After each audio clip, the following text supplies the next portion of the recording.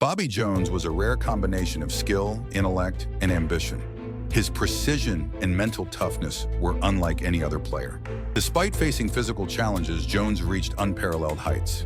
His legacy serves as a strong reminder of what is possible when one commits fully to their craft.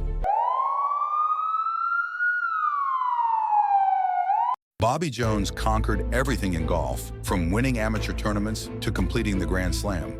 But how does a man achieve what others dream of, only to walk away from it all? Today, we will find out why one of the greatest players suddenly decided to leave behind all the legacy he had built.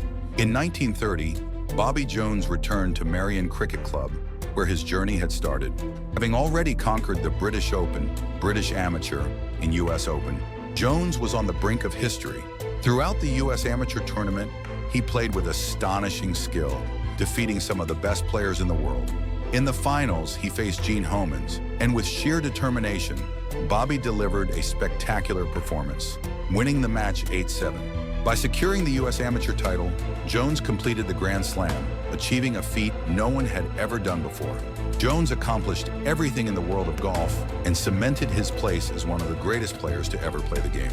Robert Tyre Jones Jr. was born on March 17, 1902 in Atlanta. His father was also a standout athlete and baseball player who was offered to play for the Brooklyn Dodgers. But Bobby's grandfather won't let him do this. So Bobby's father became a lawyer in Atlanta, and Coca-Cola was one of his clients. When Bobby was born, he had many health issues. He couldn't eat solid food, so he had to supplement with liquid foods. Bobby was so weak that golf was prescribed to help him gain strength. His family bought a summer house next to East Lake Country Club so that he could play golf. Bobby started to learn golf and quickly became a child prodigy. Everyone noticed his talent and thought he would soon become one of the best players in golf. Bobby won his first tournament at East Lake Golf Club when he was only 6. When Bobby was 7, he started trying to copy the swing of Stuart Maiden, who was the pro player at the local country club. Bobby's passion for golf was visible from the start. When he was just 11, he shot a score of 80 at the old course of East Lake, and his father hugged him with pride. This was the start of one of the most famous careers in the history of golf. Jones dominated the golf at the peak of his powers, successfully beating some of the world's best players. But he never turned professional. Jones mainly competed in amateur-level golf and retired at just the age of 28. But what was the reason one of the rarest talents did not get to show himself on the professional stage? Today, we will discover what led Jones to leave the golf course at just 28. We will upload more videos about your favorite golfer in the coming weeks. Subscribe to ensure you don't miss out on those, and let's start with Bobby Jones. So why did Jones decide to leave golf at the height of his fame? The thing is, Jones wasn't just a golfer at that time. Jones was balancing many roles at a time. First, he was a practicing attorney. Second, he was a husband and father. Like many professional golfers today who dedicate all their time to golf, he juggles between practicing as a lawyer and playing golf. This meant Bobby couldn't get enough rest and was always exhausted. This tough routine affected him physically and mentally. Jones was often very fatigued after tournaments. This was when professional golfers didn't yet use golf carts, and walking the course was the norm. At that time, golf wasn't just about hitting. You had to walk miles on uneven terrain and stay in the sun for long hours. Both of these took a toll on Jones's health. Back then, no advanced fitness programs or modern medical care was available to help him recover quickly. Taking rest was his only option, and he wasn't getting it. Jones was becoming a famous sports star, attracting big crowds. His victories were celebrated everywhere. This fame added yet another layer of stress to him. Jones said in one of his famous quotes, "The object of golf is to beat someone. Make sure that someone is not yourself." For Jones, his family mattered the most, and he wanted to spend more time with them. Balancing his golf career with his law practice made it difficult for him to spend quality time with his family. Another reason might be that Jones had achieved the Grand Slam titles and must have felt there was nothing more left to accomplish. For him, golf was a sport he enjoyed playing. He didn't want it to become a grind where he was constantly pushing himself to work harder. Another reason that might have forced his retirement was his health.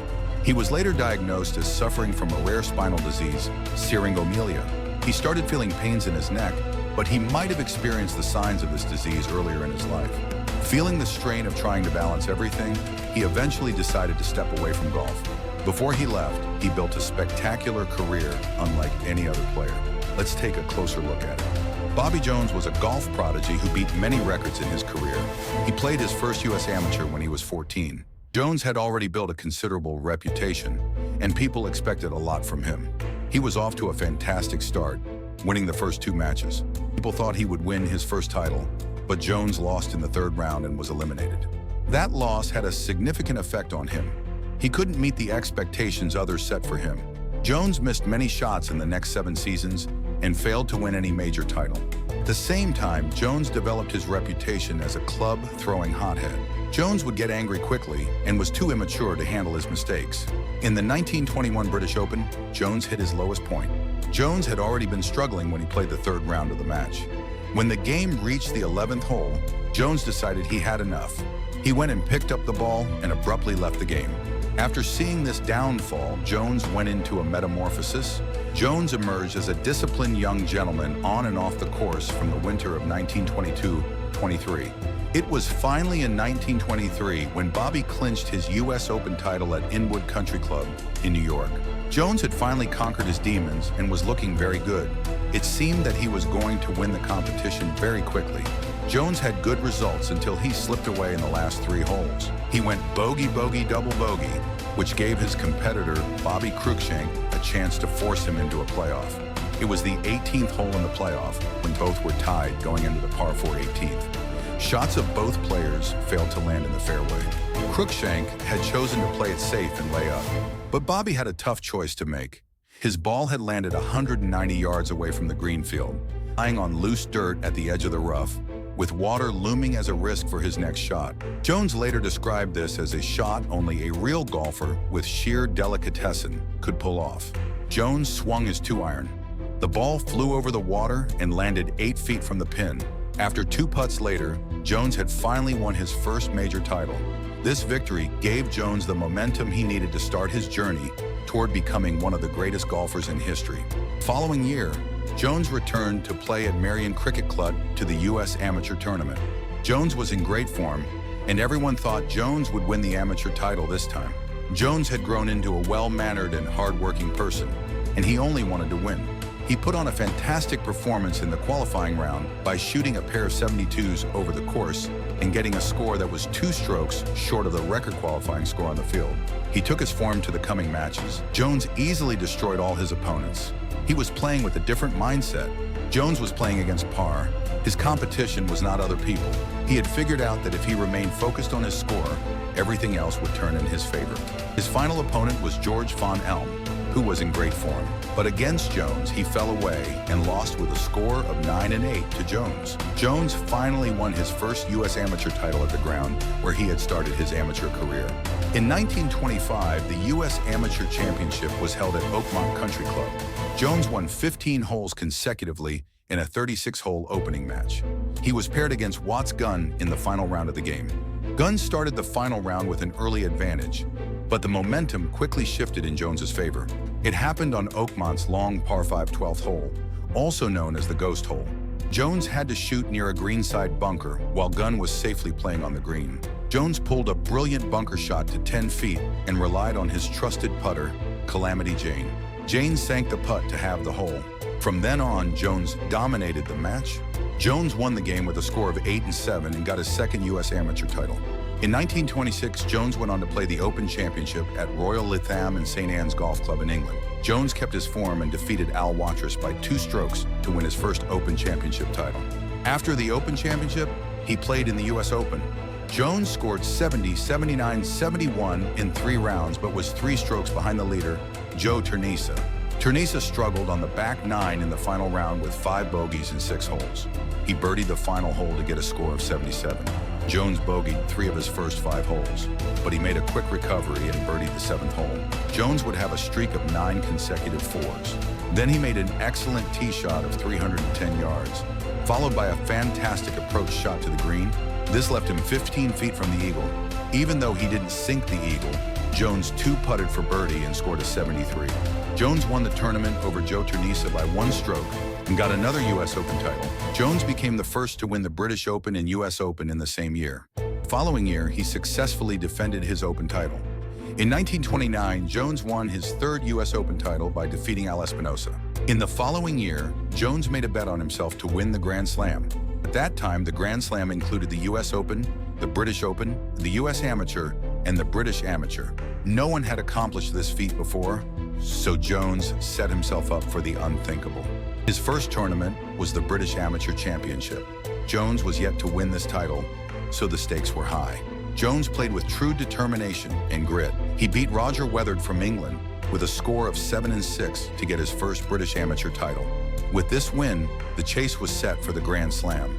In June came the Open Championship. He defeated Leo Deagle and McDonald Smith to get his third Open title. Jones became the first player since John Ball to win the British Amateur and British Open titles in the same year. His next stop was the U.S. Open at Interlochen Country Club in Edina, Minnesota. Here, Jones scored 71, 73, 68 in his first 3 rounds.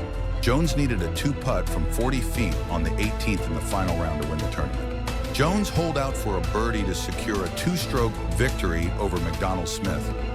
Jones won his 4th U.S. Open title and tied the record set by Willie Anderson. Jones had won 3 out of 4 titles. The only thing left to win was the U.S. Amateur Championship to complete his Grand Slam dream. This time, the U.S. Amateur Championship was held at Marion Cricket Club. This was a tournament where one bad round could knock out even the best player in the world. But Jones won't let it happen. Jones went on to win the 2 8-hole matches by 5-4. In the quarterfinals, he secured a 6-5 victory. Jones dominated everybody. He defeated his semifinal opponent with a score of 9-8 to reach the final. Jones played superbly in the final and defeated Gene Homans by a score of 8-7. Jones had won all 4 major titles in the world and was the first player to achieve this feat. At his peak, he decided to retire. He wanted to practice law and spend time with his family. Even after leaving the golf, he remained attached to the game. In 1948, he was diagnosed with a rare spinal disease that took his life. He passed away on December 18, 1971, leaving a legacy as one of the greatest golfers in history. I hope you enjoyed the story of Bobby Jones. We're excited to share more videos about your favorite golfers in the coming weeks, so be sure to subscribe so you won't miss out. In the meantime, what's your favorite thing about Bobby Jones? I'd love to hear your thoughts in the comments below.